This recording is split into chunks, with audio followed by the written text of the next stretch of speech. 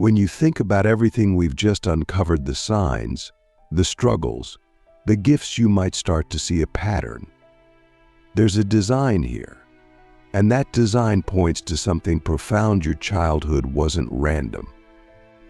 It was a blueprint, a mysterious, sometimes painful, but deeply intentional blueprint that God was using to lay a foundation for your life. But here's the challenge: how do we reconcile the pain with the purpose? How do we take the broken pieces of our childhood and see them as tools for building something extraordinary? This is where we dig even deeper, because being chosen doesn't just mean you've been given gifts, it means you've been entrusted with responsibility. And responsibility often comes wrapped in challenges that most people would rather avoid. So let's continue this journey. Let's peel back another layer and examine not just the signs, but the meaning behind them. Why were you chosen? And what are you meant to do with that calling? Click subscribe to this channel to get more profound spiritual lessons.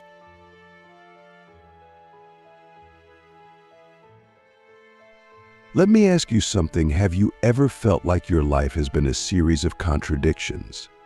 You've been strong, yet you felt weak. You've been capable, yet you've doubted yourself. You've been surrounded by people, yet you felt completely alone. Why is that? Why does being chosen sometimes feel like a burden rather than a blessing? The answer lies in a truth that many people don't want to face. Being chosen doesn't exempt you from suffering, it often guarantees it. Think about it. Joseph, one of the most famous chosen ones in the Bible, was betrayed by his own brothers, sold into slavery, falsely accused, and thrown into prison. David, the shepherd boy chosen to be king, spent years running for his life from Saul. Even Jesus himself, the ultimate chosen one, endured rejection, humiliation, and crucifixion. Here's the key: God doesn't choose people because their lives are easy. He chooses them because their hearts are willing. He chooses them because they have the capacity to transform pain into purpose. And maybe, just maybe, He chose you because He knew you could carry the weight of that transformation. Let's revisit those obstacles you faced as a child, the struggles that felt so unfair at the time. Have you ever considered that they weren't just obstacles, they were tools? Tools God was using to shape you into the person you are today. Think about it. If you hadn't faced those challenges, would you have developed the resilience you have now? If everything had come easily to you, would you understand the value of perseverance? If you'd never experienced pain, would you be able to empathize with others who are hurting? God uses pressure to create diamonds. He uses fire to refine gold. And He uses trials to shape His chosen ones. So the next time you look back on your childhood and feel bitterness or regret, ask yourself, what did I gain from that experience? What strength, what wisdom, what insight did I walk away with? Because I promise you, there's something there. You just have to be willing to look for it. Now, let's talk about those prophetic dreams. If you had them, you know how unsettling they can be. As a child, you probably didn't understand them. They might have scared you or made you feel different from everyone else. But what if those dreams were a gift? What if they were God's way of speaking to you, of preparing you for something greater? In the Bible, God often used dreams to communicate with His chosen ones. But here's the thing about prophetic dreams: they're not given for your entertainment. They're given for a purpose. Joseph's dreams weren't just about his future, they were about saving an entire nation. Daniel's dreams weren't just visions, they were messages that revealed God's plan for humanity. So if you've had those kinds of dreams, don't dismiss them. Don't bury them in the back of your mind because they're hard to understand. Instead, pray about them. Ask God what He's trying to tell you. And most importantly, ask how He wants you to use that gift. Because like every other sign we've discussed, those dreams weren't random. They were part of the blueprint. Let me ask you another question. Have you ever felt like you were carrying other people's burdens? Like you were a magnet for brokenness? Maybe it was animals, maybe it was other kids, maybe it was even adults. But somehow, the hurting, the lost, the wounded always seem to find their way to you. Why is that? It's because God placed a special kind of light inside you. A light that draws people in. A light that brings comfort and peace, even if you don't realize it. But here's the thing about light, it's not for you. It's for others. Jesus said, "Let your light shine before others, that they may see your good deeds and glorify your Father in heaven." Matthew 5:16. So, if you've ever wondered why people and animals in need were drawn to you, it's because they saw that light. They felt it. And whether you realize it or not, you were acting as a vessel for God's love. That's not a small thing. That's a calling. And it's one you should embrace, even if it feels overwhelming at times. But here's the hard part: being a source of comfort for others can be draining.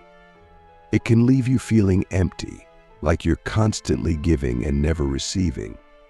That's why it's so important to stay connected to the source of your light, God Himself. Because if you try to shine on your own, you'll burn out. But if you let God fill you, you'll never run out of light to give. Let's shift gears for a moment and talk about that sensitivity to truth. That unshakable part of you that just can't tolerate dishonesty. Have you ever wondered why lies bother you so much? Why does deception feel like a personal attack, even when it has nothing to do with you? It's because God wired you that way. He placed His standard of truth deep inside you. And He did that for a reason. In a world that's full of lies, we need people who are willing to stand up for what's right. People who won't compromise their integrity, even when it's inconvenient. People who value honesty not just in their words, but in their actions. But here's the challenge: being a truth teller in a world of lies isn't easy. It can make you unpopular. It can make you a target. But it's also one of the most important roles you can play. Because truth has the power to set people free. And if God has given you a sensitivity to truth, it's because He wants to use you to bring freedom to others. So, the next time you feel that gut reaction to dishonesty, don't ignore it. Don't brush it off as being too sensitive. Instead, lean into it. Ask God how He wants you to respond. And remember, standing up for truth doesn't mean being harsh or judgmental. It means being bold, but also being loving. Finally, let's reflect on that ability to get things done. That get-it-done spirit you've had since you were a kid. Do you realize how rare that is? Most people shy away from responsibility. They avoid challenges. But not you. Even as a child, you stepped up. You took on tasks that weren't yours. You solved problems that weren't your responsibility. And you did it without expecting recognition or reward. Why? Because God was training you. He was developing your leadership skills, your problem-solving abilities, your capacity to handle pressure. He was preparing you for something bigger than yourself. But here's the thing about being a doer: it can make you feel like everything depends on you. Like if you don't step up, No one else will. And while it's true that God has given you a unique ability to lead and take action, it's also true that you're not meant to carry everything on your own. Remember, God is the ultimate doer. He's the one who holds the world together, not you. So, if you ever feel overwhelmed by the weight of responsibility, take a step back, pray. Ask God to guide you, to give you wisdom, to show you when to act and when to rest. And remember, being chosen doesn't mean doing everything. It means doing the things God has called you to do. The signs we've discussed so far: resilience, prophetic dreams, a calming presence, sensitivity to truth, and a get-it-done spirit are all pieces of a larger puzzle. They're clues to your calling. But here's the big question: what are you going to do with them? Are you going to let them sit dormant, like seeds that never get planted? Or are you going to step into the purpose God has for you? The choice is yours. But remember, being chosen isn't just a privilege, it's a responsibility. And the world needs people like you. People who are willing to take their gifts, their experiences, their pain, and use them for something greater. Now that we've explored the signs and the hidden blueprint of your childhood, the question becomes, what now? What do you do with the understanding that you were chosen, that your life has been uniquely shaped for a greater purpose? You see, recognition is only the first step. Awareness of your calling is powerful, but it's not the end, it's the beginning.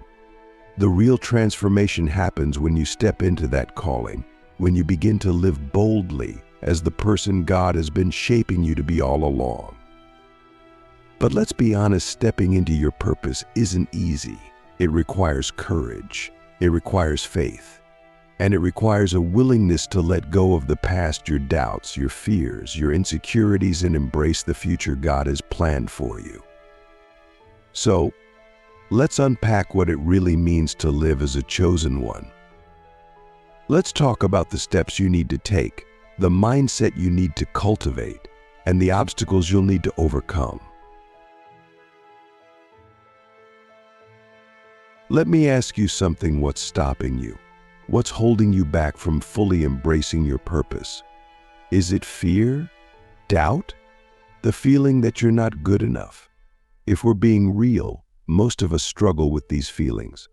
Even the greatest leaders and spiritual figures in history wrestled with them. Think about Moses. When God called him to lead the Israelites out of Egypt, his first response wasn't yes. Lord, it was, who am I that I should go to Pharaoh?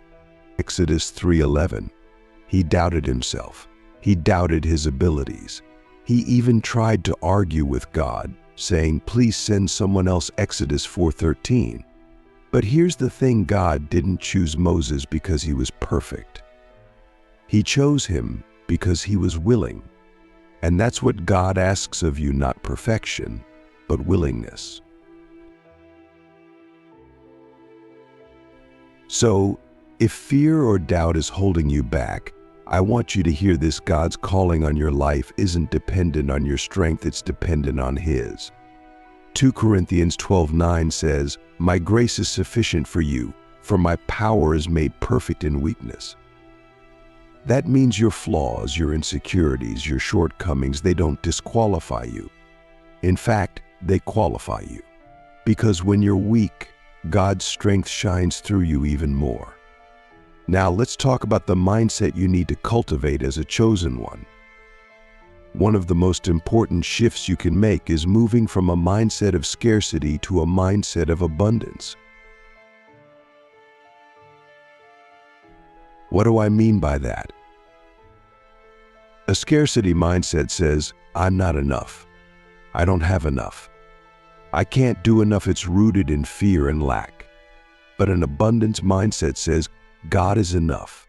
His grace is enough. His power is enough. It's rooted in faith and trust. When you embrace an abundance mindset, You stop focusing on what you lack and start focusing on what God has already given you. You begin to see your challenges not as obstacles, but as opportunities for growth. You begin to see your gifts not as insignificant, but as tools for making a difference. And most importantly, you begin to see yourself not as someone who's unworthy, but as someone who's been chosen, loved, and equipped by God. But here's the catch: an abundance mindset doesn't come naturally. It's something you have to practice every single day. So how do you do that? Start by focusing on gratitude.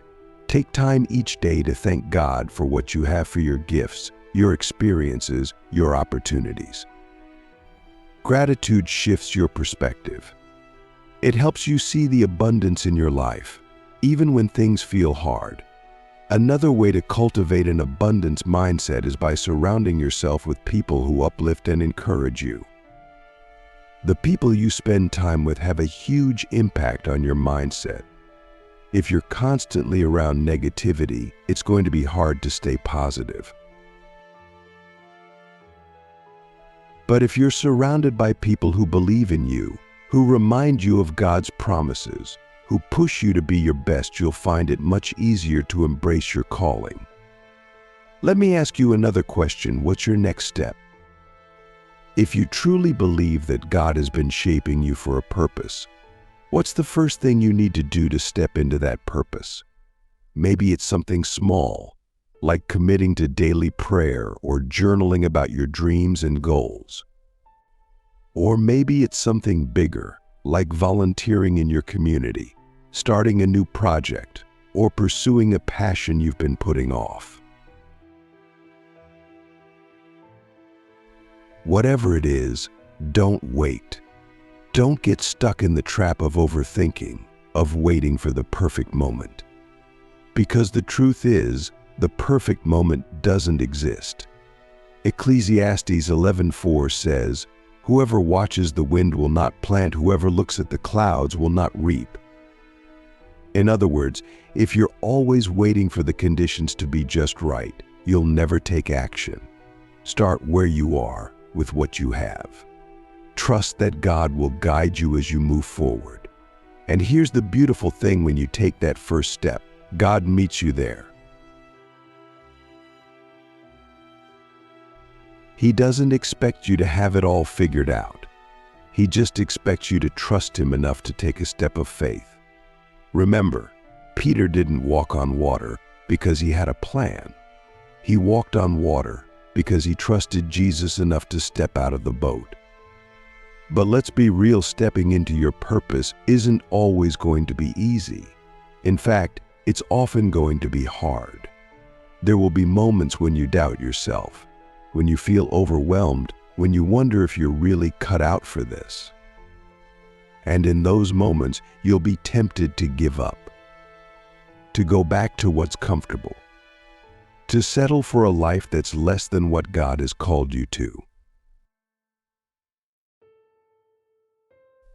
But here's the thing: you weren't created for comfort. You were created for greatness. And greatness requires perseverance. It requires the willingness to keep going, even when it's hard.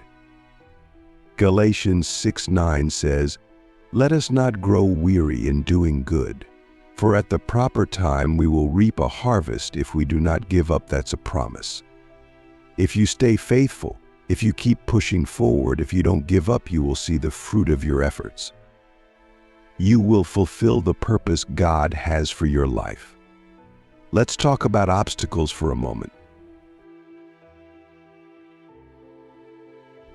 Because if you're going to live as a chosen one, you need to be prepared for opposition. The truth is, not everyone is going to understand your calling. Some people might doubt you, others might criticize you, and still others might try to hold you back out of jealousy, fear, or ignorance. But here's what you need to remember: your calling isn't about pleasing people. It's about pleasing God. Galatians 1:10 says, "Am I now trying to win the approval of human beings or of God?" If I were still trying to please people, I would not be a servant of Christ. So, when you face opposition, don't let it discourage you. Let it remind you that you're on the right path, because the enemy doesn't attack people who aren't a threat. If you're facing resistance, it's because you're stepping into something powerful.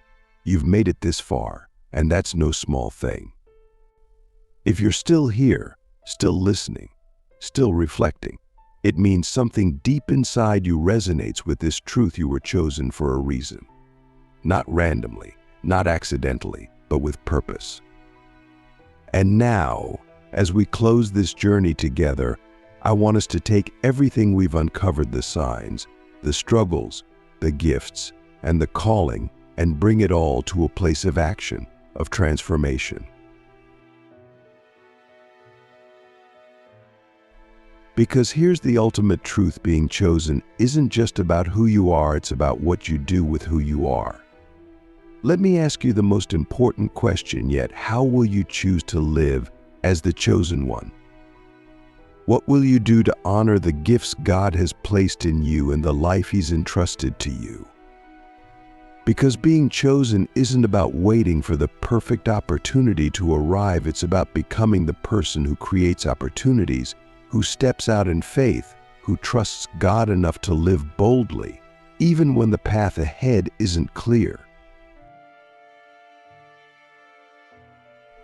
Let's start with a simple but powerful principle: your life is a message.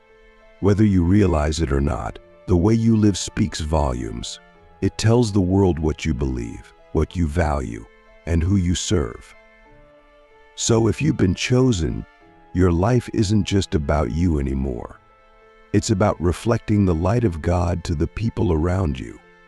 It's about being a beacon of hope in a world that's drowning in darkness. But here's the catch: you can't reflect a light you're not connected to. Think about a lamp. It doesn't shine because of its own power, it shines because it's plugged into a source of electricity. The same is true for you. If you want your life to shine, you need to stay connected to the ultimate source of light, God. So how do you do that? It starts with relationships. Not religion, not rules, but relationships. Spend time with God daily. Pray, not just to ask for things, but to listen, to connect, to align your heart with His. Read His Word, not just for knowledge, but for transformation. Worship, not just with music, but with your life, through your actions, your choices, your attitude. The more you stay connected to God, the brighter your light will shine. And the brighter your light shines, the more people will be drawn to the God who's working in and through you. Now, let's get practical. If you're going to live as the chosen one, there are 3 key areas you need to focus on: your gifts, your mission, and your legacy. First, let's talk about your gifts. Every single one of us has been given gifts by God. Some of them are obvious, like a talent for music, art, teaching, or leadership. Others are more subtle, like the gift of compassion, the gift of listening, or the gift of seeing potential in others. Whatever your gifts are, they were given to you for a reason. Romans 12:6-8 says, "We have different gifts. According to the grace given to each of us, that means your gifts are unique to you. They're not meant to be compared to someone else's. They're not meant to be hidden away or ignored. They're meant to be used for God's glory and for the good of others." So here's a challenge: take some time to reflect on your gifts. What comes naturally to you? What do people often compliment you on? What lights you up inside? Those are clues to the gifts God has placed in you. And once you identify them, ask yourself, how can I use these gifts to serve others? How can I use them to build God's kingdom? Maybe you've been hesitant to step out because you feel like your gifts aren't big enough or important enough, but let me remind you, God isn't looking for perfection, He's looking for faithfulness. The size of your gift doesn't matter. What matters is how you use it. Remember the parable of the talents in Matthew 25. The servant who was faithful with a few talents was rewarded with much. The same principle applies to you. Be faithful with what you've been given, and watch how God multiplies it. Next, let's talk about your mission. If your gifts are the tools God has given you, your mission is the purpose He's calling you to fulfill. And here's the beautiful thing: your mission is often tied to your story. The struggles you've faced, the lessons you've learned, the pain you've endured, they're not just random events. They're clues to the mission God has for you. Think about it: who better to help someone who's grieving than someone who's experienced loss? Who better to mentor a child who feels alone than someone who grew up feeling the same way? Who better to encourage someone who's struggling with self-doubt than someone who's walked that path and come out stronger? Your mission doesn't have to be complicated. It doesn't have to be grand. It just has to be authentic. Maybe your mission is to mentor young people in your community. Maybe it's to share your story with others who are going through similar struggles. Maybe it's to create art that inspires, or to build a business that serves others, or to raise a family that reflects God's love. Whatever it is, your mission is uniquely yours, and the world needs it. Finally, let me leave you with this: you were chosen for a reason. You weren't chosen because you're perfect. You weren't chosen because you have it all together.